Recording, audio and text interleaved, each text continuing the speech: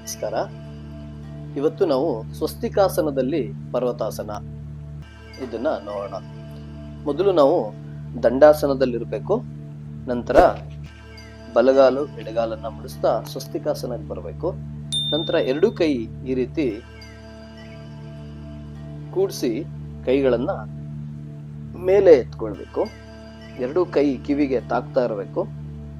ಈ ಸ್ಥಿತಿಲಿ ನಾವು ಸಹಜವಾಗಿ 7 ರಿಂದ 8 ಬಾರಿ ಉಸಿರಾಟ ಆಡಬೇಕು. ಮುಖದಲ್ಲಿ ಒಂದು ಸ್ಮೈಲ್ ಇರಬೇಕು.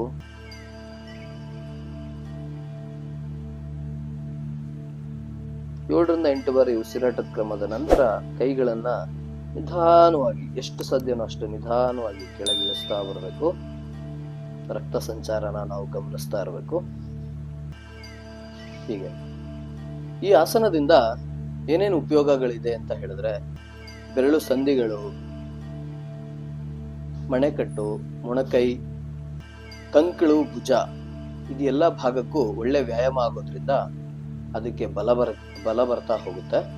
ಹಾಗೂ ದಮ್ಮು ಅಂದ್ರೆ ಉಸಿರಾಟ ತೊಂದರೆ ಇರೋರು ಈ ಆಸನನ ದಿನನಿತ್ಯ ಅಭ್ಯಾಸ ಮಾಡೋದ್ರಿಂದ ಉಸಿರಾಟದ ಕ್ರಿಯೆ ಸಹಜವಾಗಿ ಆಗ್ತಾ ಬರುತ್ತೆ.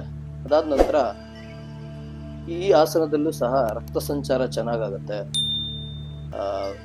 ಕೈಗಳಿಗೆ ಬಲ ಕೊಡ್ತಾ ಹೋಗುತ್ತೆ. ಜೀರ್ಣಶಕ್ತಿ ಚೆನ್ನಾಗಾಗ್ತಾ ಹೋಗುತ್ತೆ. ಈ ಆಸನನ ನಾವು ದಿನನಿತ್ಯ ಅಭ್ಯಾಸ ಮಾಡೋದ್ರಿಂದ ಇಷ್ಟೆಲ್ಲ ಉಪಯೋಗಗಳಿದೆ. ಧನ್ಯವಾದಗಳು.